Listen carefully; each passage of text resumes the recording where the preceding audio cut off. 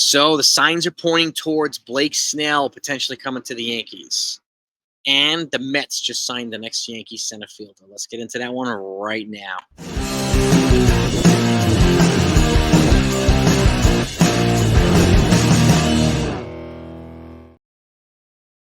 What's going on, everybody? Hope you're all doing well. It is cold out, so stay warm. Now, I got a bunch of stuff here. I expressed a few things last night on shorts and videos, and what we heard is that Blake Snell is actually pretty close friends with Aaron Judge, and Aaron Judge is in Hal's ear, as is Garrett Cole as well. Also hearing additional news now, okay, that Garrett Cole is fully on board with the Yankees adding Blake Snell.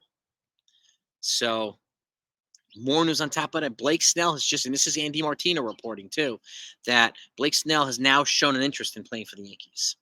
So if he comes here,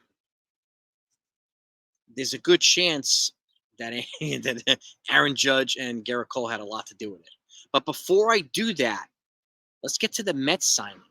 Yes, and make sure that you're sub to the channel, by the way, because no matter who, it's the Mets, if it's the Yankees, if it's any other team, I'll get it to you.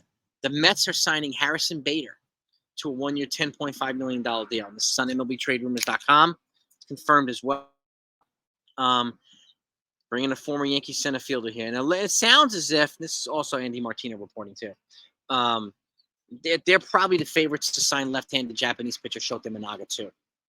So that would represent the more logical offseason for the Mets, incremental pieces, and rather than blowing their load on expensive players and then having to trade them away when they don't work. So this seemed to be more a representative offseason for the Mets. So if Harrison Bader, congratulations. And thank the Yankees. Congratulations on going to the Mets. We'll see what happens with Managa. But now, back to, because this is a Yankee talk, okay? Blake Snell has not only shown interest in coming to the Yankees, there's also potential talks again. Now, keep in mind, he comes with a qualifying offer. Okay, so what does that mean? You're gonna have to forfeit 2 draft picks and $1 million in international money. They've already done that when they signed Carlos Rodon last year. They're gonna have to pay the piper in this draft, and if they sign Blake Snell, they're gonna have to pay the piper in the next draft. Okay, so and again, if you want to tie this to Roki Sasaki in any way, saying that they're going to use international money, they're going to need it to sign Roki Sasaki and blah, blah, blah. That's another thing to keep in mind as well. But the fact is, if they want to win now, Snell represents probably the most high-end guy to do it. And if they can get him on a short-term deal, which is being proposed by a couple of people, doesn't change the fact that they're going to have to forfeit these things. But if it's a short-term, high AAV deal, maybe that won't tie up their ability or hamstring their ability to address priority number one. And priority number one is what? Extending Juan Soto. But if you get Blake Snell here, there's familiarity, obviously, with Juan Soto too. You're getting a 2-time Cy Young one winner to add to Garrett Cole to this rotation.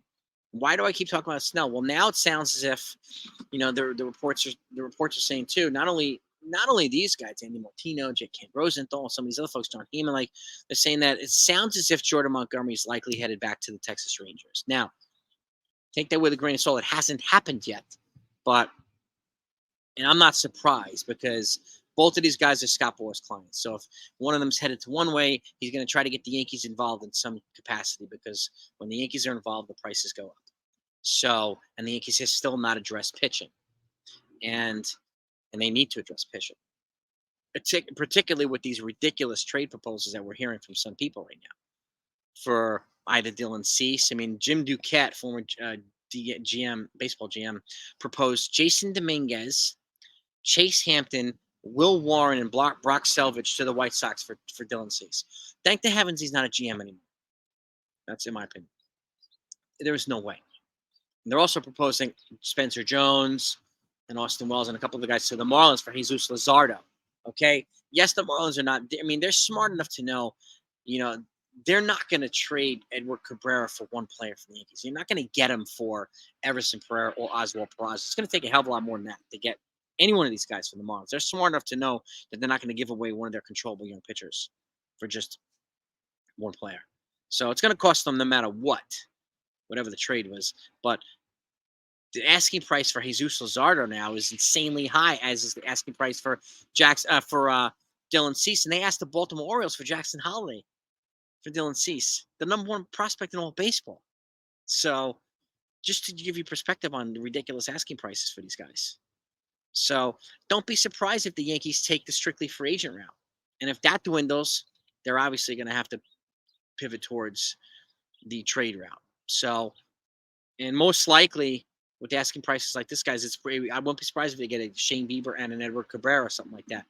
So, but that still remains to be seen, you know. But we're hearing now a lot of Blake Snell to the Yankees, and we got a buy-in from Aaron Judge. We know who's close friends with him. We got a buy-in from Garrett Cole now too, and there's apparently talk about a willingness to take a short-term deal on a high AAV to do it. Now, I don't like the fact that they'd have to give up 2 prospects in international money. So, but if you can get a guy like Blake Snell on a short-term deal, and it would not in any way hamstring their ability to re-sign Juan Soto, then I guess it's to be considered. And I'd rather have him on a 3-year deal or something like that, or as opposed to a 6 or 7-year deal. I'd rather, or even a 1 or 2-year deal. So that to me represents, you know, it's not my first choice, but I'm more amenable to a shorter term deal for Blake Snell than a longer term deal for Blake Snell. I'm not a fan of giving 30-year-old pitcher a 7-year deal, even if he's coming off a Cy Young, coming off a Cy Young. So, but you let me know what you think about this, okay? And again, Harrison Bader going to the Mets, good for him, okay? But again, if they somehow get Blake Snell, then, you know, Aaron Judge and Garrett Cole, they seriously have some juice in the Yankees, and in Hal's ear. So, and I think is all Hal. I would think it's all Hal, but we'll see. But again, like Heyman's connecting it, Andy Martino's connecting it. Okay, some of these other guys connecting it, and more of these types of Yankee guys are connecting it now. It's going to have some more. It's going to have some more juice.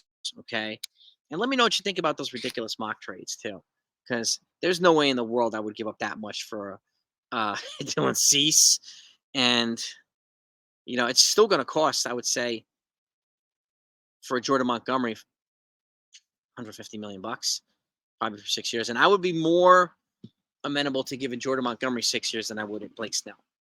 I'm more favorable giving a 2 or 3 year deal to Blake Snell, or 5 or 6 year deal to Jordan Montgomery. One way or another, they're both going to get paid. They're both Boris clients. He's going to figure out a way to get both of them paid, and I think the Yankees are probably going to wind up with one of them.